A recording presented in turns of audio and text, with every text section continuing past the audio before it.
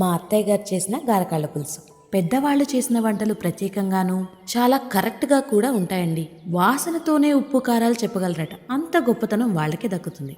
ఇప్పుడు మనం తెచ్చుకున్న గారకాళ్ళని నీట్గా కడుక్కోవాలండి. కొనేటప్పుడు కాల్చేసి ఇస్తారు కదా, మనము ఈ బ్లేడ్తో కనుక ఇలా తీసేసుకున్నామనుకోండి నీట్గా వస్తుంది. ఇక్కడ 12 కాళ్ళు ఉన్నాయి.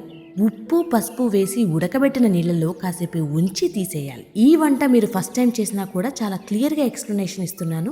ముందుగా ఒక గిన్నెలో పచ్చిశనగపప్పుని నానబెట్టుకోవాలి. ఈ క్వాంటిటీకి ఒక గిన్నెడు పచ్చిశనగపప్పు చాలు. అంటే ఒక ఫుల్ పిరికిడి పచ్చిశనగపప్పు అన్నమాట. కడిగి నానబెట్టుకోవాలి. తర్వాత ఈ కాళ్ళన్నిటిని ఒక కుక్కర్లో తీసుకొని ముందుగా ఒక 6 నుంచి 7 ఉల్లిగడ్డలను కట్ చేసి పెట్టుకొని వేసుకోవాలి. తర్వాత 1.5 టీ స్పూన్ అల్లం వెల్లుల్లి పేస్ట్ వేయాలి. తగినంత ఉప్పు, 1 స్పూన్ పసుపు, 4 స్పూన్ల కారం వేసి మునిగేంత వరకు నీళ్లు పోసుకోవాలి. మనం వీటిని మెత్తగా ఉడకబెట్టాలి కాబట్టి నిండుగానే నీళ్లు పోసుకోండి. ఇప్పుడు కుక్కర్ విజిల్ పెట్టుకొని ఫస్ట్ విజిల్ వచ్చేటప్పుడు విజిల్ స్టాప్ చేసి 20 నిమిషాల వరకు విజిల్ రాకుండా లో ఫ్లేమ్లో పెట్టి ఉంచుకోవాలి. అప్పుడైతేనే ఆ ప్రెషర్కి బాగా ఉడుకుతుంది. ఒకవేళ మీకు కాళ్ళు గనక ముదురు అనిపిస్తే 1 స్పూన్ ఈటింగ్ సోడా వేసుకోండి. దెబ్బకి ఉడికిపోతుంది. ఉడకదు అనిపిస్తే మాత్రం వేసుకోండి, లేకపోతే అవసరం లేదు. పాతకాలంలో గారకాళ్ళ పులుసు చేసేటప్పుడటండి కట్టెల పొయ్యి మీద పొద్దు నుంచి సాయంత్రం వరకు ఉడకబెట్టుకునే వాళ్ళట. ఇప్పుడు ప్రెషర్ కుక్కర్స్ వచ్చాయి కాబట్టి అంతా సులువైపోయింది అనుకోండి. ఇది ఉడికే లోపల పచ్చిశనగపప్పుని కూడా విడిగా ఉడకబెట్టుకోవాలి. ఒక 5 విజిల్స్ వస్తే బాగా ఉడికిపోతుంది. తీసి మెత్తగా మెదపాలి. 2 నిమ్మకాయ సైజ్ అంత చింతపండుని నానబెట్టుకోవాలి. నానిన తర్వాత గుజ్జు తీసి పెట్టుకోవాలి.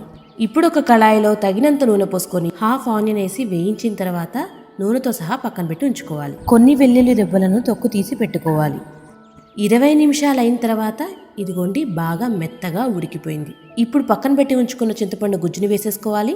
మెత్తగా చేసి పెట్టుకున్న ఉడికిన పచ్చిశనగపప్పుని వేసుకోవాలి. నూనెతో సహా వేయించిన ఆనియన్స్ని వేసేసుకోవాలి.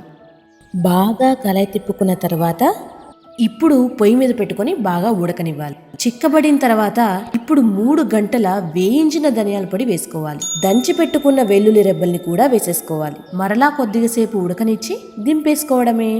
రుచికరమైన గారకాళ్ళ పులుసు లేదా మటన్ పాయ రెడీ. ఇంకెందుకు ఆలస్యం, ట్రై చేసి చూడండి, చాలా బాగా నచ్చుతుంది. Do subscribe to my channel. Okay మరి, ఇక సెలవు.